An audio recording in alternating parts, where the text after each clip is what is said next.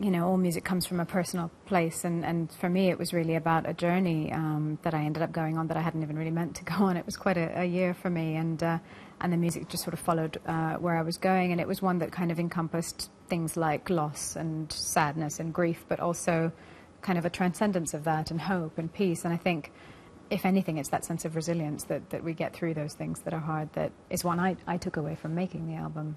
What about the sitar? Is it an instrument that you still feel you are learning about, that you're evolving with the instrument? Absolutely. I mean, it's an incredibly unique instrument, but I think like any instruments, there is always the sense that one can continue to deepen and continue to grow as an instrumentalist and within the music itself. Does it have more versatility than perhaps I would think as an instrument?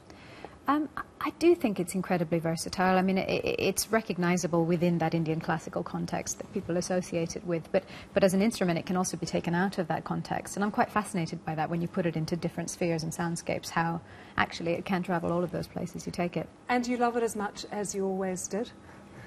More, probably. I get closer and closer to it the more I play, so I'm looking forward to that continuing. One of the hardest things in life, of course, is to lose a parent. That's something that you've been through. You mentioned earlier that journey you were on. Did it help you, the album, though, in dealing with that grief of losing your father?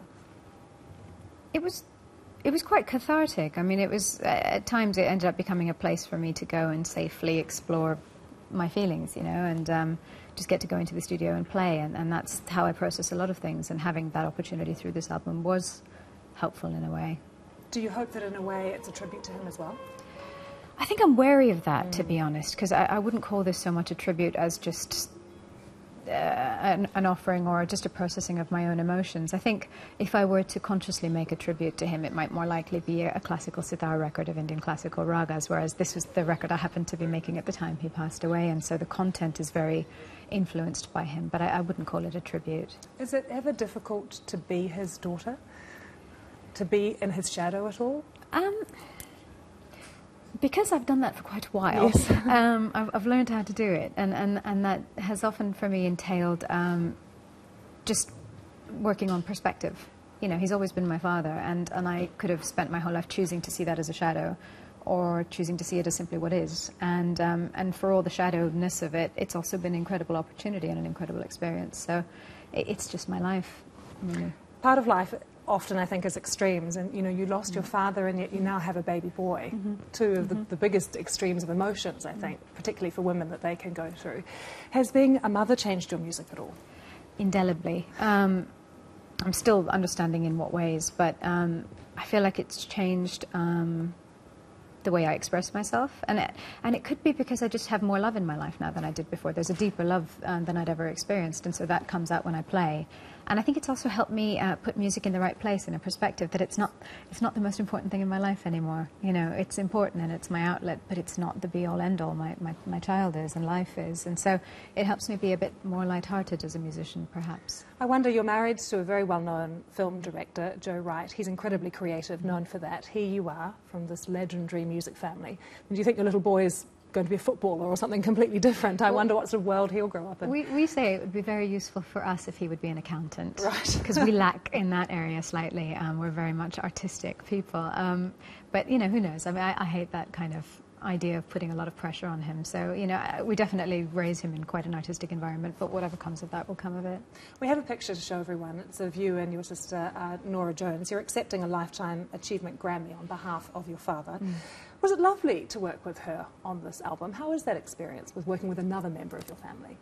It was great. We did it once before, but in a much simpler way. It was just one song years ago, and this was 3 songs, and it was more elaborate and intimate content, and so we got to write together and spend a lot more time on the songs together. And, you know, it adds a new dimension when you're close to get to then share art together. So it was special in that way, and also the content was, you know, some of it was about my dad indirectly or directly, and so to get to work with that on a sibling rather than somebody else did mean that it was a lot more truthful, perhaps. Do you think you understand each other musically in a better way or a different way because you're related?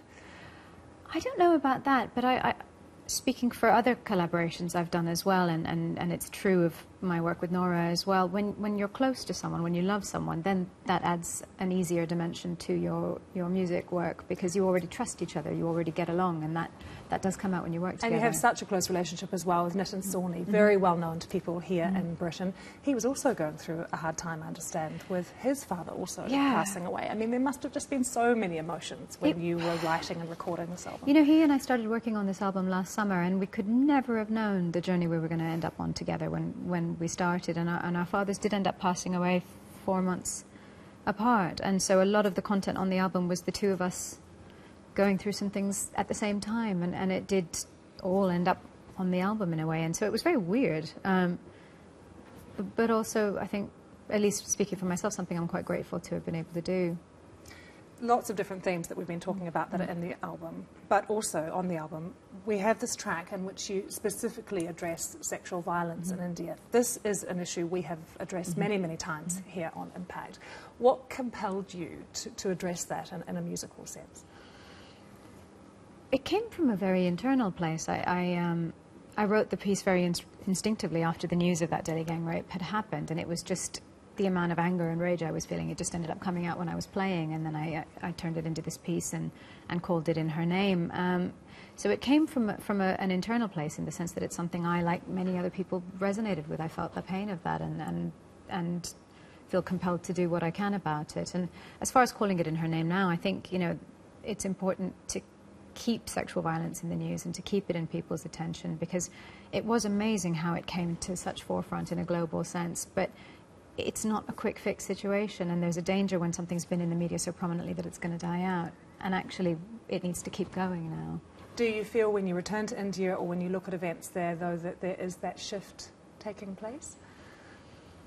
I'm very aware of how prominent the issue is now currently, and I don't know if I can call it a shift yet. It's the first time I've felt a sense of hope that a shift can happen, but I think it's going to take a very long time for the shift to happen. So it really is about people staying with it, even if it feels hopeless right now.